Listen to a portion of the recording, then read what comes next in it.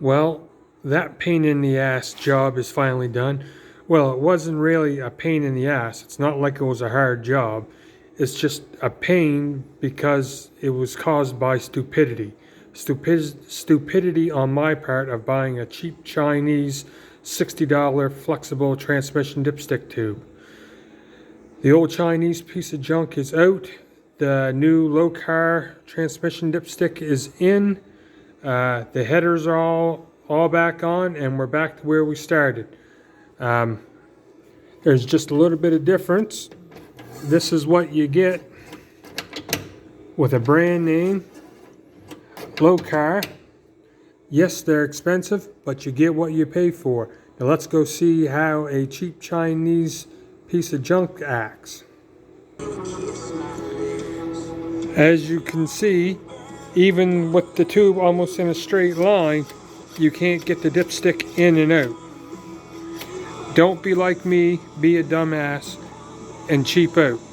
It ends up biting you in the ass in the end. I fought with this issue for 2 races at the end of the last season, trying to be able to check transmission fluid, which I couldn't.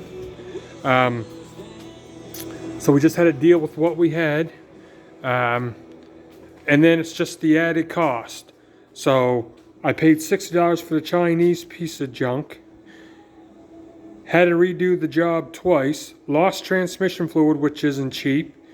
And then in the end, I still ended up buying the expensive $160 lokar tube. So I ended up paying for the $160 one, the $60 one, lost the transmission fluid. So lesson learned. Don't be like me and try and cheap out, because it bit me in the ass. Now on to the next bonehead move that I'll show you here lately, which isn't as bad, but there's right there what we got to do now.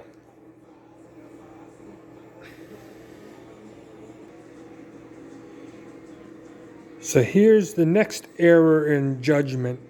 What we have here is I have electrical gauges, oil, water, etc. in the car. So my big one here is for my oil pressure. The lower one is for my low oil pressure. It's a warning light I have on the dash. This is a 20-pound switch, which after having an incident before and having that oil warning light save a $12,000 motor, I will not run a motor without one ever again. What I did last year, before I put the motor in, I had a T here. And what I did is this fitting here,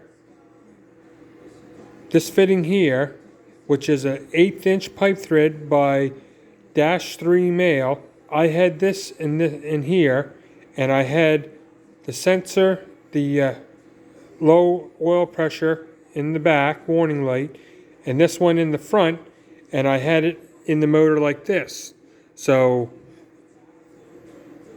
the oil pressure sender was pointed forward towards the radiator, and the warning light was back against the firewall. Well, that was great on the engine stand, but once I got the motor in the car, on the engine stand, I thought there was going to be enough clearance. Obviously, there wasn't. I had a very, very hard time getting this low oil pressure warning wire on the sensor.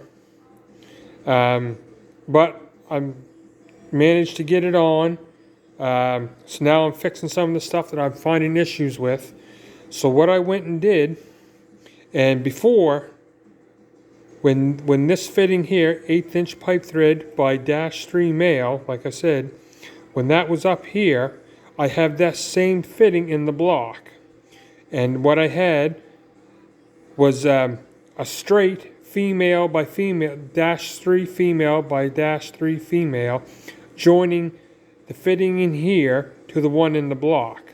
I know I don't explain things very well, but you can try and imagine it. So what I went and did now is at the time, one of the reasons I did that was because I couldn't get a 90 or a 45. All I could get was that straight female both ends. So that right there, the prices, we were talking about the price of stuff. A -3 by -3 female, both ends, a 90.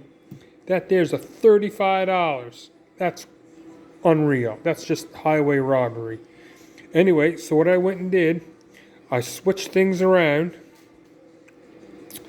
I took the 1/8 inch pipe thread by -3 male out of here and put on the end.